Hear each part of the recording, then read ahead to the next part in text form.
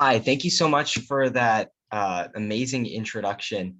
My name is Alay Shah, and as they said, I'm an incoming freshman at MIT, upcoming in the fall. But right now, I just graduated from Plano West Senior High School in Plano, Texas, and I'm currently working on a lot of different things that surround computer science, mathematics, cognitive science. And I thought I'd share a little bit about my roadmap through STEM and what I've used to kind of build my way up to these things.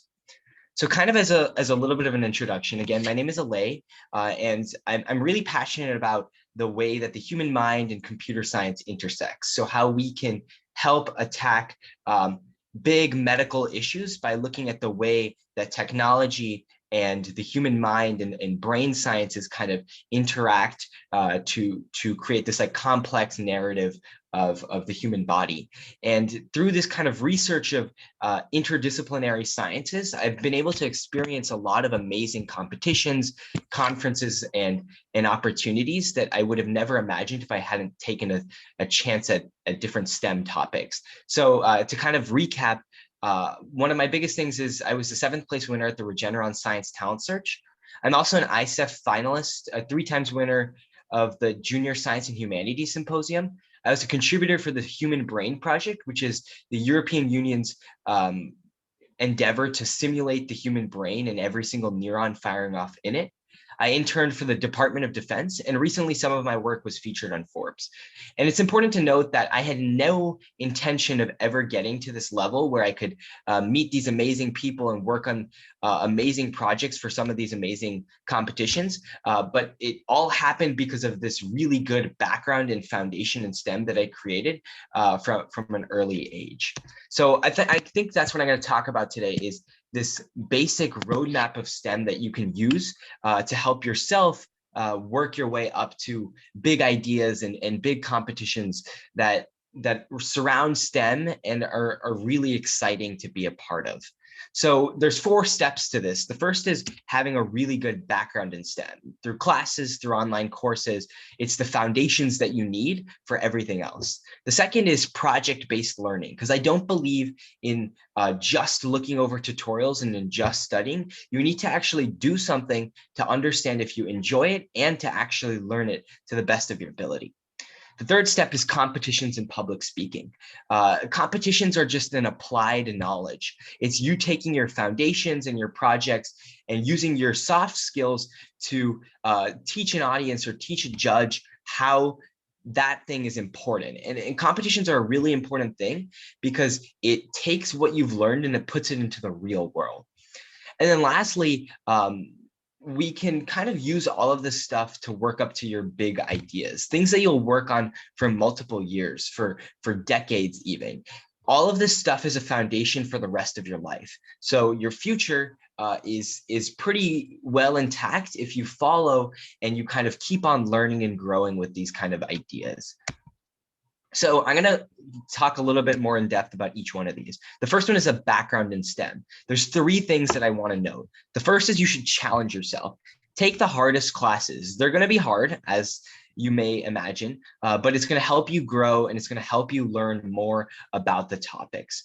Try new and all subjects. Don't just limit yourself to one thing. Don't force yourself onto something, but try to give subjects that you maybe wouldn't have thought of a chance. And then lastly is when you find something you're passionate about, you're good at, run with it. Because the more you learn about that topic, the better you're going to be at using it to create amazing things. So there's 3 places that I tout for learning. The first is in the classroom with AP and IB classes, advanced learning for subjects like biology, physics, and chemistry, pretty general.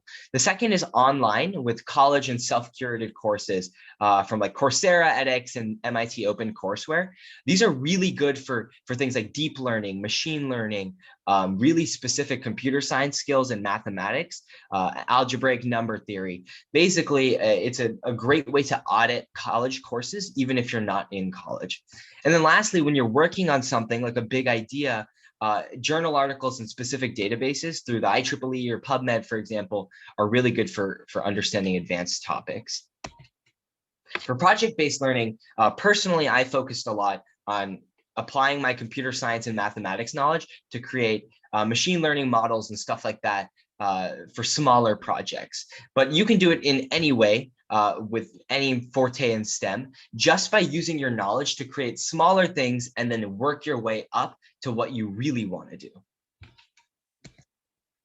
For competitions in public speaking, there's three major areas of competitions that I participated in, but that you can as well. The first is science fairs. These are research competitions and an application of a lot of different areas in STEM. The second is Olympiads, and these are more general, more like problem sets and advanced topics. I mainly competed in the USA Computing Olympiad, and then just very briefly in the mathematics Olympiads like USAMO. But these are really good for if you want to boil down on your actual skills on these individual topics. And then lastly, and this is something that I worked on throughout high school, is robotics. If you are interested in mathematics, computer science, and engineering, robotics is a really good team sport kind of to flex the way that you can create and engineer solutions to modern day problems. Lastly is this idea of big ideas. STEM competitions lay the foundation for bigger opportunities. If you do well in these competitions and you push yourself to learn as much as you can about these kind of topics, you're setting yourself up for a really good future. Some of the things that I talk about for big ideas is a lot of times research that you do in high school or that you do in college can become a startup, or advanced research can get you grants and fellowships that allow you to work with really amazing people. And then if you don't have that kind of entrepreneurial bone in your body, sometimes just working with really amazing companies with dream internships and jobs is something that can happen through learning and growing with STEM. So I'm going to talk a little bit about what my path looked like, and yours won't look the same, but it can be kind of a blueprint for what you want to do. I started out with a background in AP Computer Science Principles. That's where I learned my first ever code in the 9th grade. And then I got really into it, and I started taking online Coursera and edX courses for deep learning, computer vision, and the intersection between computer science and cognitive science. Then I took on small projects, like small computer vision projects, like a security camera or edge detection using a webcam. And I worked my way up to the ability so that maybe one day I could take on this idea I had to use eye tracking to diagnose issues in the human mind. And that's my project right now, but it didn't start with that. It kind of led into that. And then at a certain point, I was invited to the Human Brain Project, and I decided to say yes because that's a new endeavor with a lot of things I don't know that can maybe help me learn a little bit about things I don't know. Then I moved on to competitions. I started off with USICO and hackathons to kind of work on my actual hard skills in the topics. But then I kind of worked my way up to things like the Science Talent Search, where I had the most amazing time presenting my work to esteemed judges and 39 other amazing finalists. And then now I'm working on a startup called Oculo, which is taking my research and it's applying it to concussion diagnostics in sports and military applications. I interned with the Department of Defense, and all my research is published. And now I'm running with that idea. And that's something that you can do if you create a good foundation for yourself. That's all I have for today. Thank you for listening to my talk on foundations in STEM and how it can set you up for a life of success. If you have any other questions, feel free to email me specific ones at alayshaw@mit.edu. Thank you.